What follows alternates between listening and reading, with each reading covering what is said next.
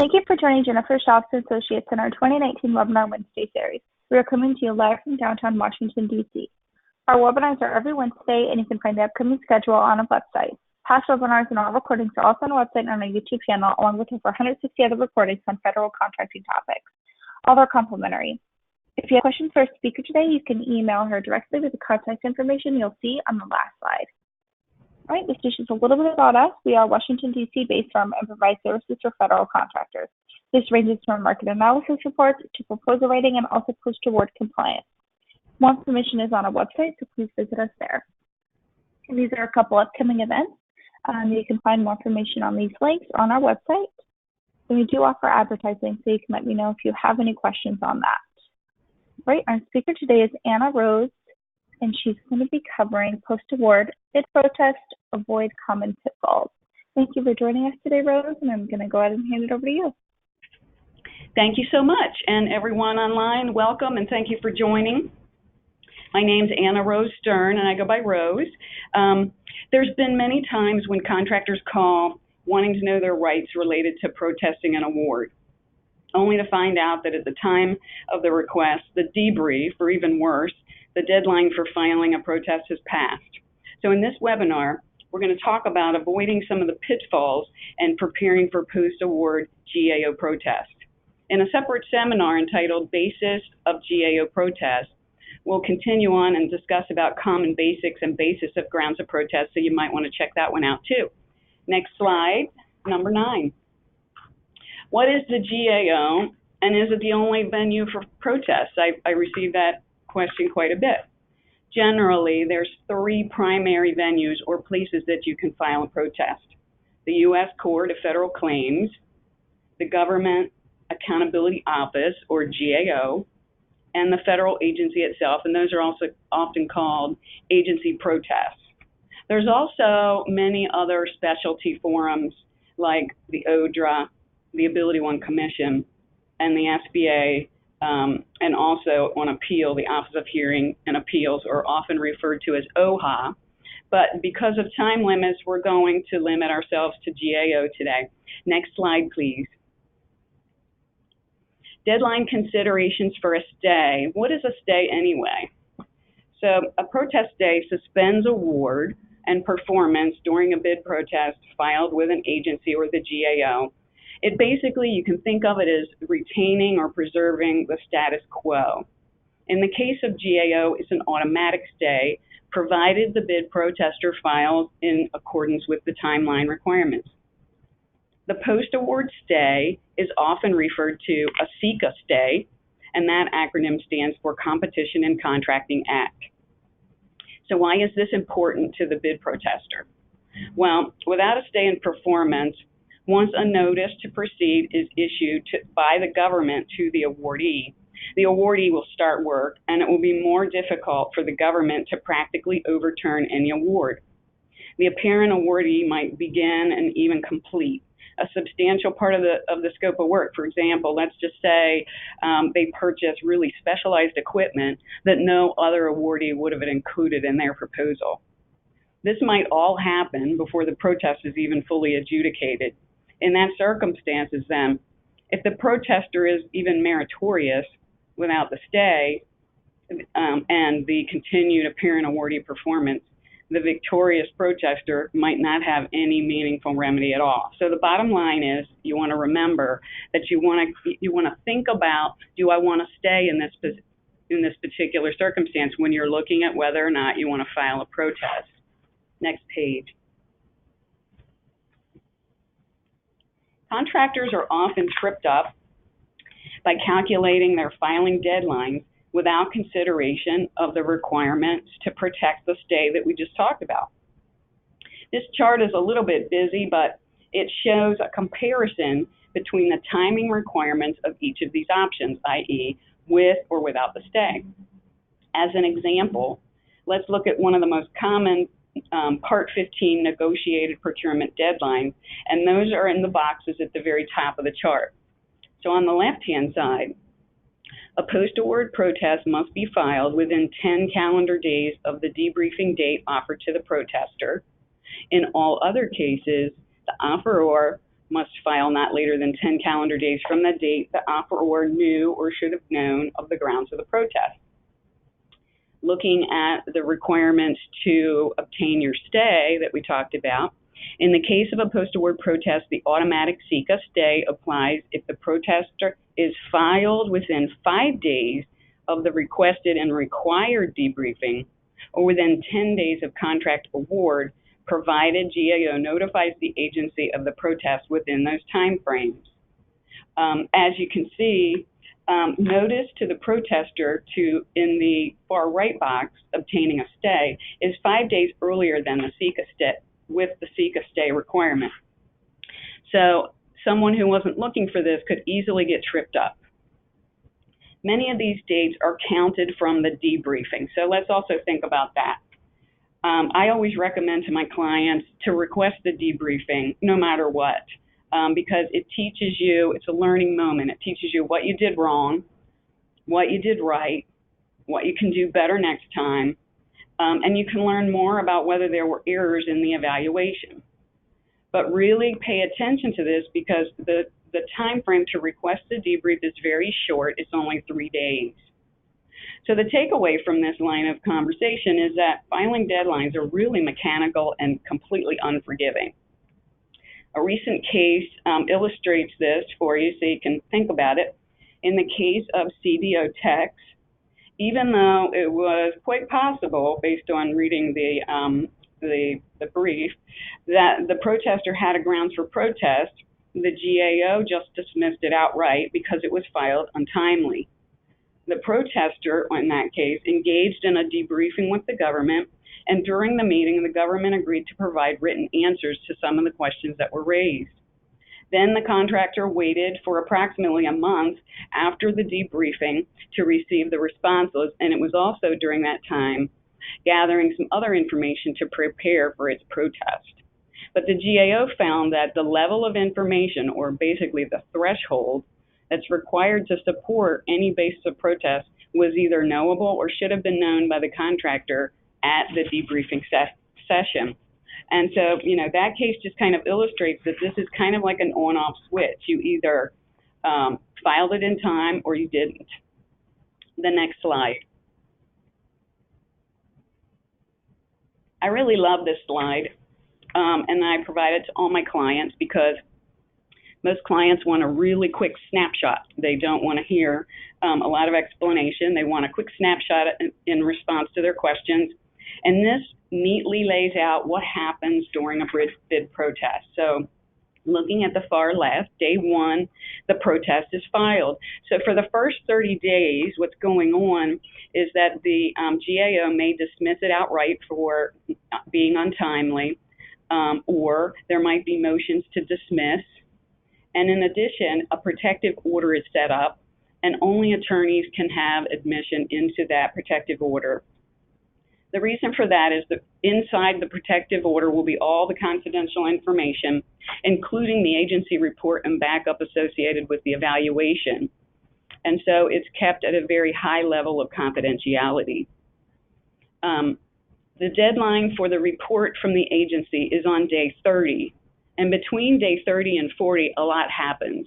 Your legal counsel will be reviewing the record, and on day 40 or by day 40 is obligated to file its comments and responses or add additional grounds based on reviewing of the report.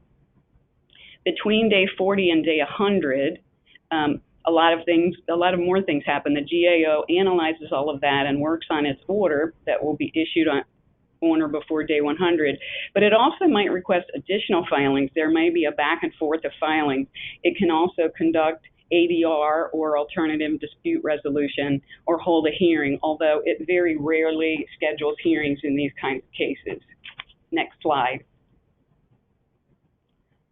So on slide 13, we have at the top, hit the ground running, and what I mean by that is looking at all of these dates. If you wait until you receive the notice of elimination or non-award to start planning for your protest, it's really going to impact your capacity to have the very best protest that you possibly can. So we always recommend try doing the steps that you can before that time period, and I call that proactive versus reactive protest strategy planning. By being proactive and understanding all this kind of information, the client can increase efficiency, quality, the effectiveness of their protest and defensive awards, and the cost-effective utilization of all of their resources.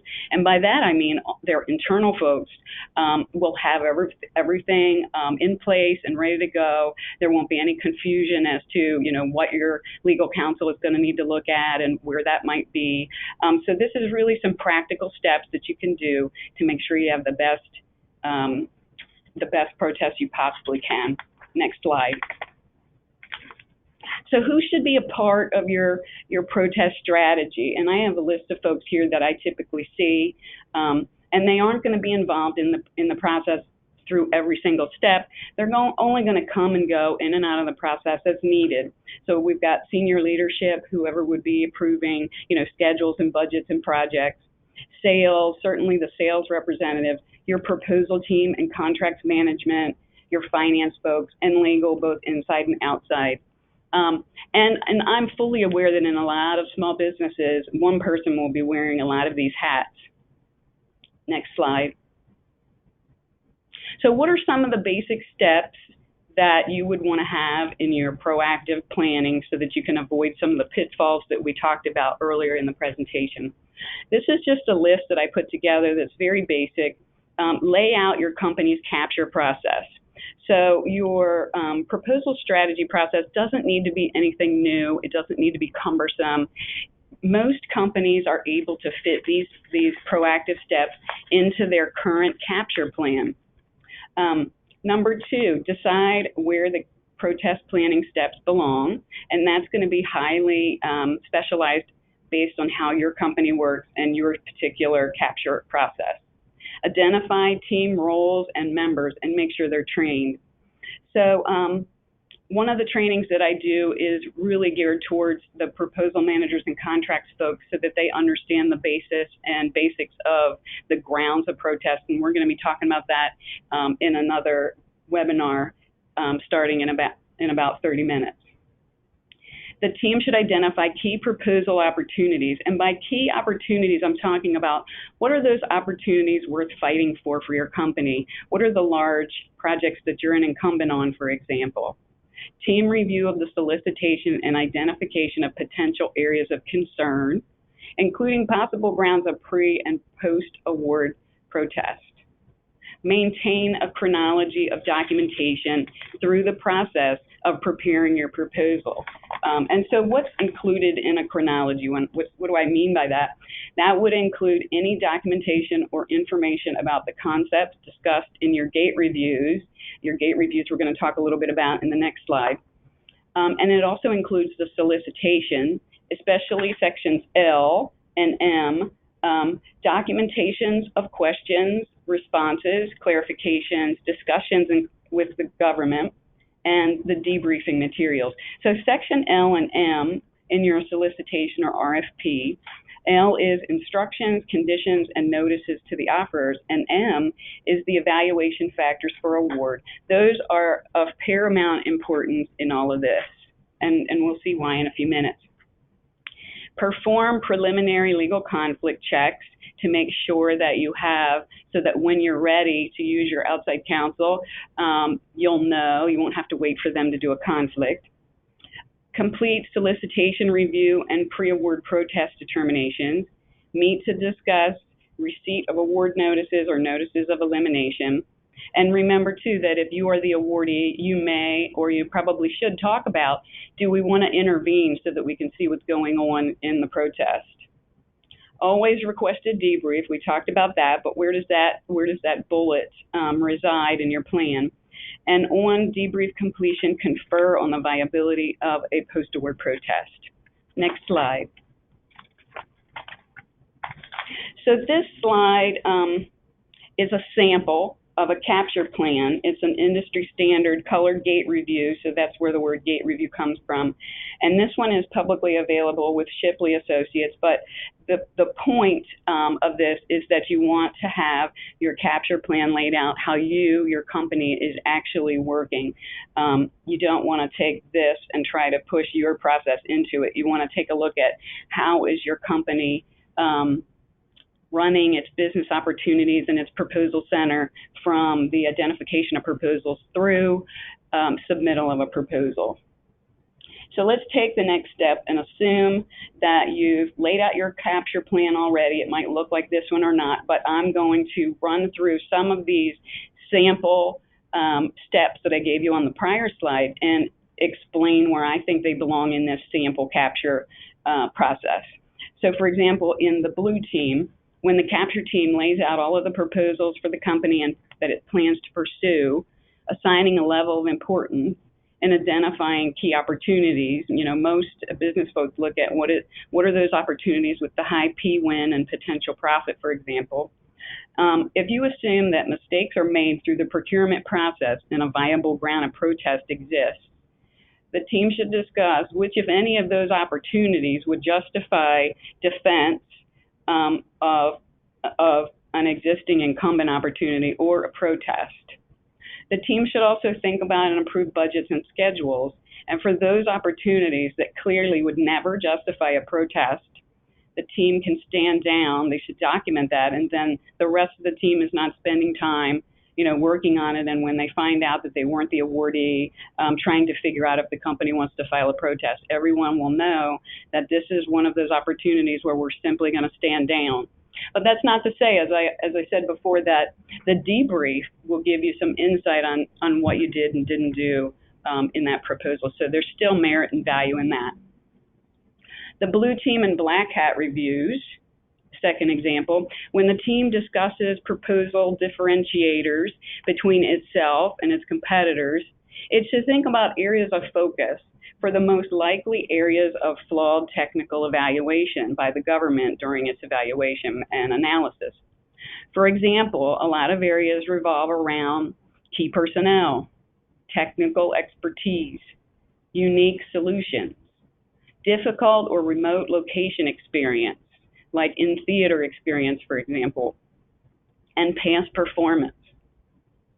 Likewise, during the black hat discussion of the competitors' weaknesses, the team should discuss areas most likely for technical flaws in their evaluation as well. For example, did the technical evaluation objectively and correctly score the competitors pursuant to the solicitation criteria in line with what your business folks know about the competitor? And this is not to suggest that they should go out and start digging around about the competitor, but in many cases, companies compete against the same competitors time and time again. So this provides good insight. In the green team, during the green team meeting, the team should discuss any potential pre-award anomalies. So in other words, have we seen any errors in the solicitation? And that would necessitate a pre-award protest. Any pre-award solicitation deficiencies discovered will be waived if they're not raised. So any preliminary protest budget consideration related to that should also be addressed in the green team. In the red team, during that meeting, the team should contemporaneously review sections L and M that I talked about earlier in predicting the likely outcome of the evaluation based on their assessment of the company's proposal. While the analysis is fresh on everybody's mind, this should be reduced to writing and retained for comparison with the debriefing materials. Otherwise, the award letter might come out months later and the team will have worked on multiple proposals in the meantime, so they'll have to take time to refresh their memories about that proposal. And I find that this contemporaneous writing is really good so that people can mitigate the time they're spending on that. After the gold team, on receipt of notification of elimination or non-award with information captured in the gate reviews we just discussed, the team should be able to hit the ground running. They should be ready to discuss with their legal counsel the timing and form of the request for debrief. Remember, we only have a 3-day time period. And they can also talk as a group about questions they might want to ask at the debrief, assuming that on that particular opportunity they're allowed to ask questions. The first meeting with legal counsel to get the best result in your protest should be held on the same day that you receive the notice.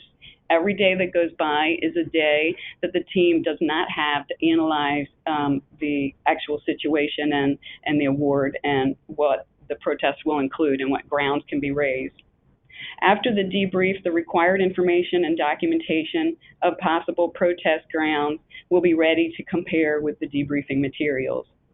So we walked through each and every one of those areas except for the white team. And of course, the white team is a wonderful way to look at what went right and what went wrong, and then loop it back and renew your process.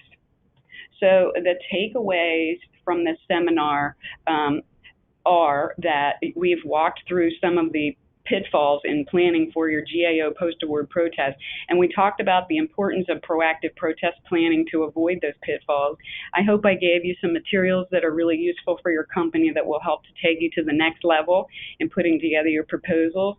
I really hope that you enjoyed the webinar, and feel free to send questions. That's all for me. Thank you, Rose, for sharing your knowledge and insight today. This presentation has been recorded and will be posted on our YouTube channel and website within about 48 hours. This concludes the webinar. Thank you, everybody.